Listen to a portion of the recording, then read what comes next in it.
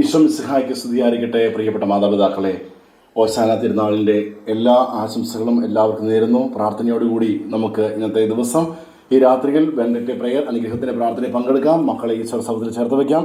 ഇന്നേ ദിനം നമ്മൾ പാടിയ എല്ലാ ഓശാന ജയഗീതങ്ങൾ കർത്താവിനെ സ്തുതിക്കുകയും മഹത്വപ്പെടുത്തുകയും ചെയ്യുന്നു. ഒപ്പം തന്നെ ഓശാന എന്ന വാക്കിലൂടെ കർത്താവെ ഞങ്ങളെ രക്ഷിക്കണമേ എന്ന് ഇന്ന് മുഴുവനും നമ്മൾ പ്രാർത്ഥിക്കുകയായിരുന്നു. നമ്മുടെ മക്കൾക്ക് വേണ്ടി നമുക്ക് പ്രാർത്ഥിക്കാം, അനുഗ്രഹിക്കാം.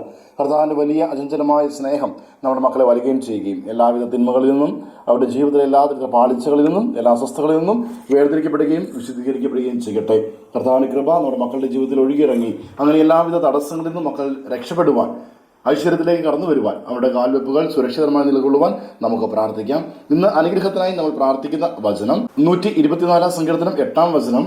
ആകാശവും ഭൂമിയും സൃഷ്ടിച്ച കർത്താവിൻ്റെ നാമത്തിലാണ് നമ്മുടെ ആശ്രയം. ആകാശവും ഭൂമിയും സൃഷ്ടിച്ച കർത്താവിൻ്റെ നാമത്തിൽ നമുക്ക് ആശ്രയമുണ്ട്. മാതാപിതാക്കൾക്കും ആശ്രയിക്കാൻ ഒരു നാമമുണ്ട്.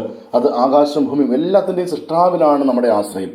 അപ്പോൾ എവിടെ തേടണം, എവിടെ ആശ്രയിക്കണം, എവിടെ നോക്കിയാൽ എവിടെ പ്രാർത്ഥിച്ചാൽ രക്ഷപ്പെടാൻ സാധിക്കും? ഇന്നത്തെ കാലഘട്ടത്തിൽ അനേകം സ്ഥലങ്ങളുണ്ട് പ്രാർത്ഥിക്കുവാൻ എന്ന വ്യാജന സമീപിക്കുന്ന ഇഷ്ടംപോലെ കൂട്ടുകെട്ടുകളുണ്ട്, പ്രസ്ഥാനങ്ങളുണ്ട്. പലപ്പോഴും മക്കൾ വഴിതെറ്റി പോവുകയും സാധാരണ സേവക്കാരിലേക്ക് ബ്ലാക്ക് മാസ്കുകാരുടെയൊക്കെ അതിപ്രസരണം കടന്നു വരികയും മക്കൾ പലവിധ രീതിയിൽ വഞ്ചിക്കപ്പെടുകയും ചെയ്തുകൊണ്ട് അവസാനം വീണ് കഴിയുമ്പോഴാണ്, കുറച്ചു കാലം കഴിഞ്ഞിട്ടാണ് സുബോധം വരുന്നത്. അപ്പോഴേക്കും പിടിമുറുക്കി കഴിയും. ഇങ്ങനെയുള്ള പാളിച്ചകൾ ജീവിതത്തിൽ ഉണ്ടാകാതെ ഈ തുടക്കം മുതലേ തന്നെ ചെറിയ പ്രതിസന്ധി ഉണ്ടാകുമ്പോൾ തന്നെ ദൈവത്തിൽ ആശ്രയിക്കുവാൻ, എല്ലാത്തിൻ്റെയും സൃഷ്ടാവിൽ ഉടയവരിൽ ആശ്രയം വയ്ക്കുവാൻ, ആകാശം ഭൂമി സൃഷ്ടിച്ച കർത്താവിൻ്റെ നാമത്തിലാണ് നമ്മുടെ ആശ്രയം. ആ ആശ്രയബോധം നമ്മുടെ ജീവിതത്തിൽ, നമ്മുടെ മക്കളുടെ ജീവിതത്തിൽ നിറയുവാനും അങ്ങനെ ആ നാമത്തിൽ ആശ്രയിച്ചുകൊണ്ട് വിജയം കരസ്ഥമാക്കുവാനും, ദൈവത്തിൽ ആശ്രയിച്ചാൽ വിജയമുണ്ടെന്ന് മനസ്സിലാക്കി മക്കൾ കർത്താവിനെ കരം മുറുകെ പിടിച്ച് എല്ലാ കെണികളിൽ നിന്നും എല്ലാ അസ്വസ്ഥകളിൽ നിന്നും മോചനം നേടി വിജയിക്കട്ടെ എന്ന് നമുക്ക് പ്രാർത്ഥിക്കാം.